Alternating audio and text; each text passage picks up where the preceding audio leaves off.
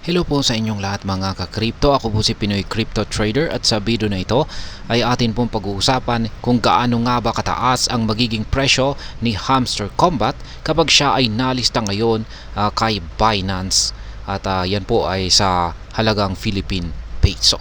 Yan sa ating sariling local fiat currency.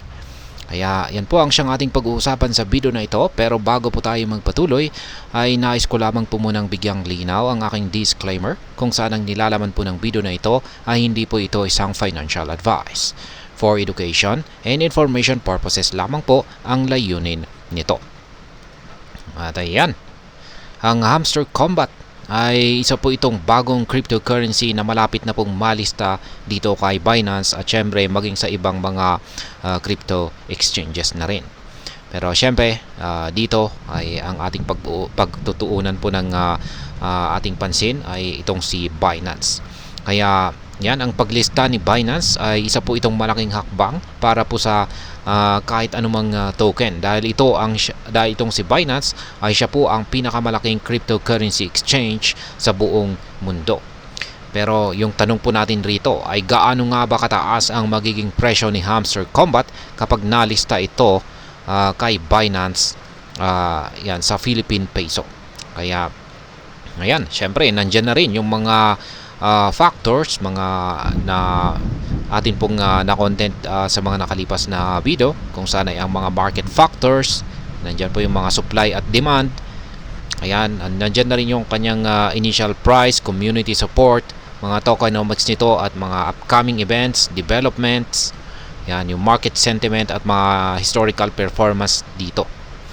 Kaya ayan, ayon po sa mga expert predictions ay kapag nalista raw po itong si Hamster Kombat kay Binance ay magre-range ang presyo nitong si Hamster Kombat mula sa 1 cent hanggang 50 cents sa kanyang initial listing.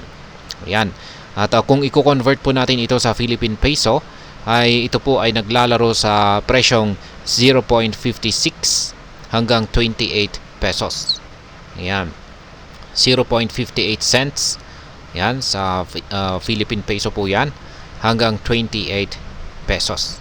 Pero ito po ay nakadepende lamang sa mga predictions at maaari po itong magbago depende po sa mga factors na ayan, ating nabanggit dito kanina.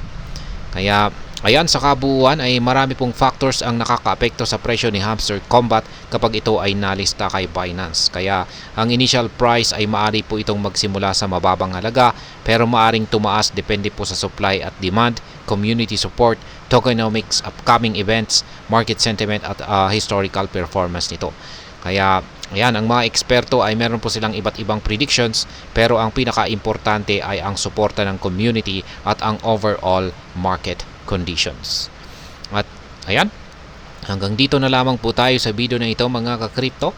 Sana po ay inyong nagustuhan ang aking paliwanag dito. Kung inyo po itong nagustuhan ay pag-click lamang po ang like button nito. Para naman po sa mga bago lamang dito, kayo po ay aking inaanyayahan para mag-subscribe. Pag-click na rin po ang bell icon nito dahil ito po ang siya magsisilbing notification nito sa mga bago kong videos na akin pong ina-upload sa aking YouTube channel na ito.